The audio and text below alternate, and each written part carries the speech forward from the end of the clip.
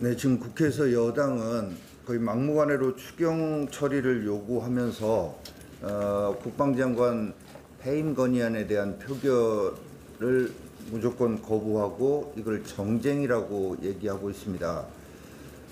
지금 동해에서 북한 동력선 잇따라 발견됐고 이것에 대한 조사가 또 조작이 됐고 또 서해 이함대 사령부에서는 정말 있을 수 없는 일이 벌어졌고 이것에 대해서는 또 자수를 조작하는 조작 조사, 조작 자수 이런 것들 만들어내고 있는 지금 우리나라의 안보 현실입니다. 이것에 대해서 국방 책임자에 대한 국민의 대표기관에서의 어떤 신임 여부 한번 확인해 보자고 하는 거, 이게 과연 정쟁입니까? 국가 안보가 뚫리고 국방이 이렇게 해이되고 있는 데 대해서 해임 건의안 처리하자고 하는 이게 과연 정쟁이냐라고 묻고 싶습니다. 혹시나 했던 재산세 세금 폭탄이 현실화되고 있습니다. 강남뿐만이 아닙니다. 심지어는 강북 중저가 아파트에도 상한선임 30%까지 재산세가 올랐습니다. 이런 상황에서도 추경 증액하겠다라고 하고 있는데 일본의 경제 보복도 부동산 시장 왜곡도 결국 정부가 키운 측면이 큽니다. 그런데 문제가 불거지면 뭐든지 세금으로 해결하겠다고 합니다. 한편으로는 빚내서 다른 한편에서는 집 가진 사람들 세금 올려서 문제 해결하겠다는 거, 이거 문제 해결될 수도 없습니다. 정책부터 바로잡고 외교로 풀 문제를 세금으로 막으려고 하는 이런 자세 고치기 바랍니다. 대통령은 국민의 생명과 안전을 보유하는 국가 원수이고 또 국정 최고 책임자인 행정 수반입니다.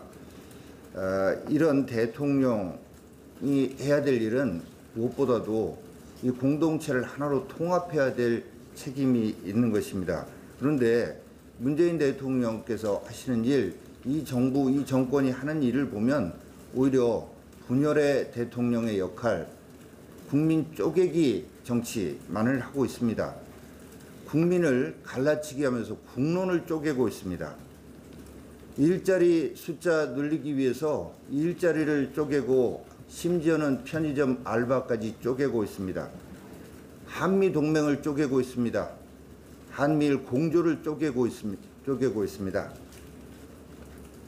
일본 수출 규제로 우리 경제가 엄청난 타격을 입을 게 불보듯 뻔한 상황이고 일본 전문가, 국내 일본 전문가 10중 6은 우리 피해가 훨씬 클 것이라고 얘기하고 있는데 정작 동분서주하는 모습을 보이는 것은 이재용 삼성전자 부회장이고 대통령과 정부는 보이지 않고 있습니다. 지금 시중에서는 문재인 대통령을 무능했던 선조회 그리고 정경두 장관을 12척의 배만 남기고 조선수군의 배 전부 다가 파괴되도록 했던 원균회 그리고 이재용 삼성전자 부회장을 이순신 장군에 비유하는 얘기가 돌고 있습니다. 대통령과 정부 참으로 걱정스럽게 행동하고 있습니다. 여당 의원이 항일 의병을 거론하고 이걸 받아서 대통령은 본인이 마치 이순신 장군에 비유하는 것처럼 12척의 배 얘기를 운운하고 있고 조국 민정수석은 죽창가를 얘기하고 있습니다.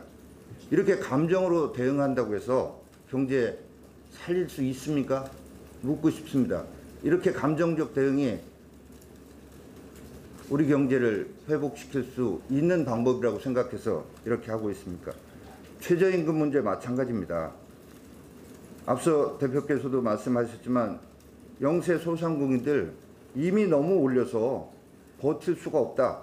대정부 투쟁을 예고하고 있습니다. 그런데도 대통령은 우리 경제 이렇게 어렵게 된 데 대해서 사과해야 되는데 그게 아니고 최저임금 조금 올려서 공약 못 지켜서 미안하다고 사과하고 있습니다. 국민은 안중에 없고 국민을 갈라치기 하면서 쪼개기 하면서 지지자만 눈에 보이는 것입니다.